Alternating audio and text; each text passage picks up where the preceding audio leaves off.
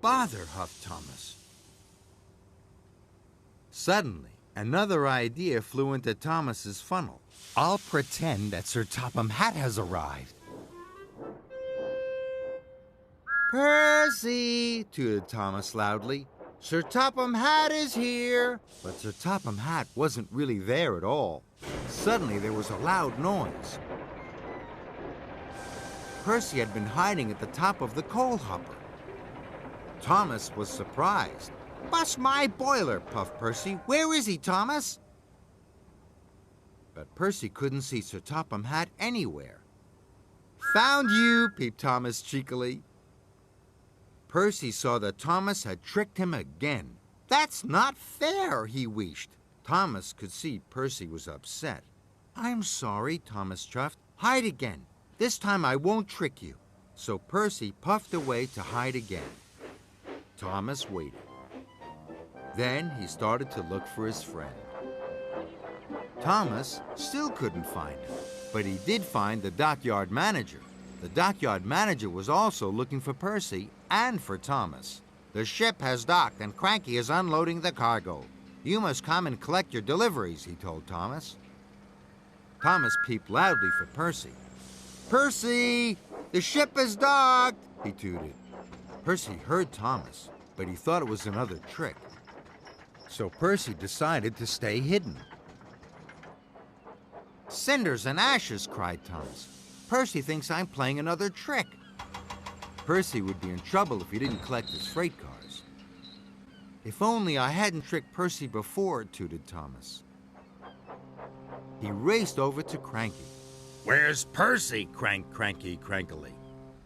Percy is still hiding. I'm not a very good finder after all, Thomas wheezed sadly.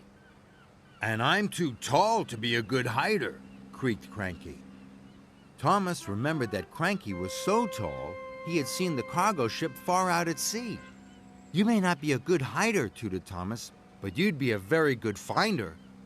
Thomas asked Cranky to see if he could find where Percy was hiding. Or Percy will get into trouble, puffed Thomas. Cranky didn't want the little engines to get into trouble. Cranky looked easily over warehouses, across loading bays, and down onto sidings. He saw where Rocky was working. And there he saw Percy. I found him, cranked Cranky proudly. Thomas raced over to Rocky. Found you, Percy, he peeped loudly. Rattle my rods, puffed Percy. He was very surprised. You are the very best finder after all, peeped Percy. No, I'm not, Thomas puffed sadly. I had to ask Cranky to find you. He's so tall he could see where you were hiding.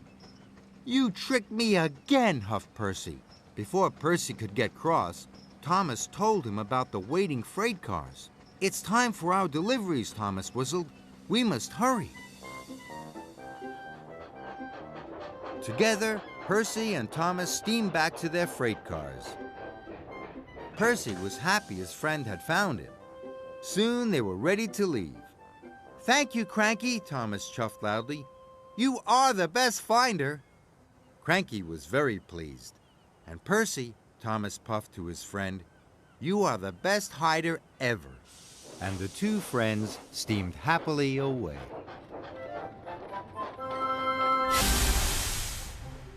Emily and the Garbage. Emily is a grand green engine. She's very proud of her big wheels and her perfect polished paintwork. One morning, Emily was very excited. Sir Topham Hatt had told her to work with a new engine. I hope he's smart and useful, she wished. Emily met Thomas waiting at a signal. The new engine is waiting for you at the shunting yards, tooted Thomas. I can't wait to meet him, puffed Emily, and she chuffed away as fast as her boiler could bubble. Emily steamed into the shunting yards to look for the new engine. He was the dirtiest little engine she had ever seen. Hello, Emily, wheezed the new engine happily. My name's Whiff, because I'm a bit smelly. You're going to help me collect garbage. Emily was horrified. Oh, come on then, she sighed. Let's get started.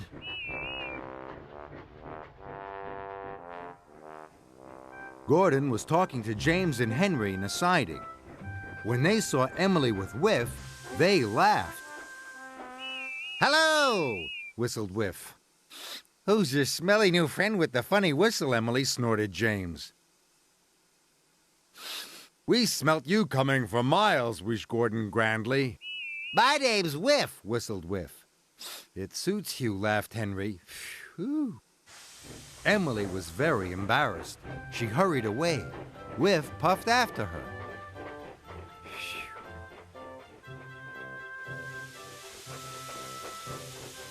Up the line, Emily and Whiff passed more engines. When they saw Whiff, they all laughed too.